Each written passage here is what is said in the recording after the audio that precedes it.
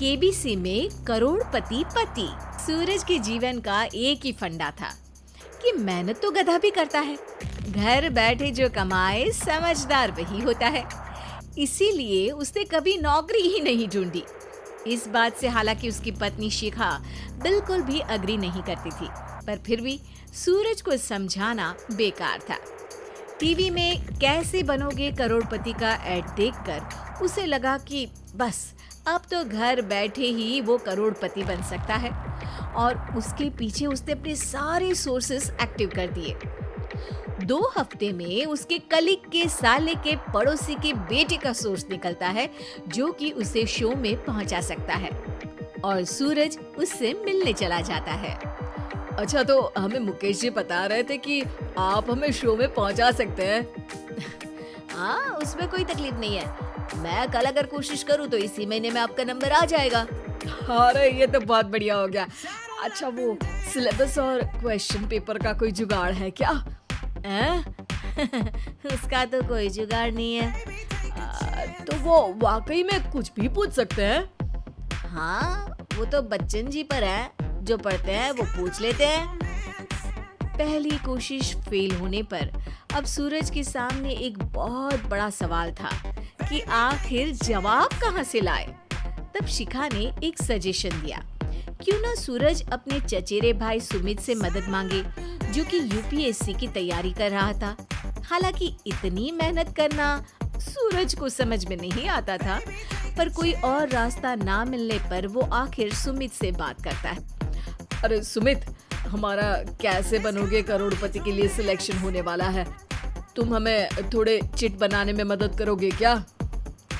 अरे भैया, चिट बनाए तो सालों हो गए, उसमें हमारा एक्सपर्टीज नहीं है, बल्कि आप बोलो तो हम आपकी पढ़ने में जरूर मदद कर सकते हैं। हट, कैसी अनाप शराब बातें कर रहा है तू। सूरज ने सुमित को मना तो कर दिया था, पर तैयारी करने के सिवाय कोई चारा उसे दिख भी नहीं रहा था, खासकर जब 12 के पेपर लीक करने के एक्सपर्ट शुक्ला जो भी हाथ जोड़ लेते हैं। आखिर सूरज को सुमित के पास जाना ही पड़ा, और उसने सुमित और शिखा से वादा किया कि वो बहुत मेहनत करेगा।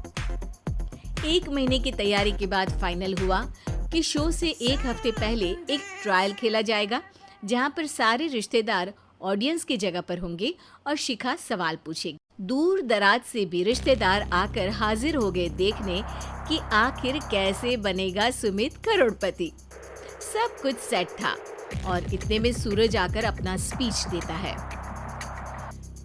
ये 1 महीना मेरे लिए आसान नहीं था, पर अपने भाई सुमित और अपनी पत्नी शिखा की मदद से मैं इतनी दूर पहुंच पाया हूँ। मेरे मम्मी पापा के आशीर्वाद ने भी बहुत साथ दिया है मेरा। मैं उम्मीद करता हूँ कि आज के शो में आप लोगों को बहुत मजा आएगा। साक्षी पहला सवाल पूछती है और पूरे कमरे में सन्नाटा छा जाता है। इंडिया में कितने स्टेट्स हैं? 3, सॉलिड, लिक्विड और गैस। अरे रुकिए, तो ऑप्शंस तो देने दीजिए। इतने में 5वीं कक्षा का चिंटू बोल उठता है। अरे क्या मामा, आप तो पहले सवाल पर ही आउट हो गए। अरे बेटा, पहला सवाल तो ट्रायल होता है ना। अरे तुम अब देखना। देखने जैसी बात तो थी ही। सूरज को इतना शांत किसी ने नहीं देखा था। कभी कभी तो लगता था मानो सूरज आंख खोलकर ही सो गया हो। मामा जल्दी करो प्लीज, कल सुबह पनवेल भी तो निकलना है। अरे हट, कंसंट्रेट करने दे मुझे। 3 सवाल में 3 लाइफलाइन खत्म हो चुकी थी, और अब चौथे सवाल पर भी सूरज का मौन नहीं टूटा, पर सूरज अभी भी हार मानने को तैयार नहीं था। उधर हर कोई सूरज को छोड़ सुमित को देख रहे थे। आखिर सुमित ने ही तो पढ़ाया था सूरज को। गजब बेइज्जती है यार। अरे बेटा, तो बाप का, दादा का, भाई का, सबका नाम बुड़वाएगा। अरे 3 लाइफलाइन ले ली तो भी तेरा कुछ नहीं होना है। अरे कोई इतनी बात करता है क्या शो पर? अरे बेटा, शो पर तेरे जैसे भी तो नहीं आते ना। सूरज की ये जंग आखिर 1 घंटे बाद 5वें सवाल पर खत्म हो गई, जब उसने इंडिया के नेशनल बर्ड का नाम कहा, कौवा। अरे बेटा, मजा तो बहुत आया, बस थोड़ा टाइम पर खत्म होता तो आनंद भी आ जाता। ताने बारिश के बूंदों की तरह बरस रहे थे और सूरज को भी समझ आ रहा था कि ये करोड़पति बनना शायद उसके बस के बाहर की बात है। पर वो आखिर ये बात मान कैसे लेता? वो सख्त लौंडा जो ठहरा, उसने सोचा कि बेइज्जती तो हो ही चुकी है, पर अगर मैं हार नहीं मानूं तो शायद कुछ हो सकता है।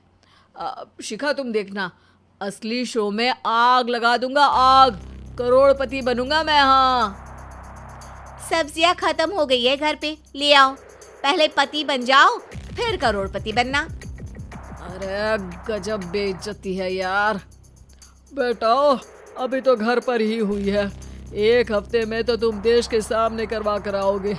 वैसे जब टीवी पर जाओ ना तो बस अपने मम्मी का ही नाम लेना, ठीक है? कोई पूछे तो बोलना कि पापा नहीं है मेरे। अरे पढ़ाई की, पेपर निकलवाए, इतने सारे लोगों को खाना खिलवाया, क्या फर्क पड़ा? इसीलिए मैं कहता हूँ कि मेहनत तो गधा भी करता है, घर बैठे जो कमाए वही सिकंदर।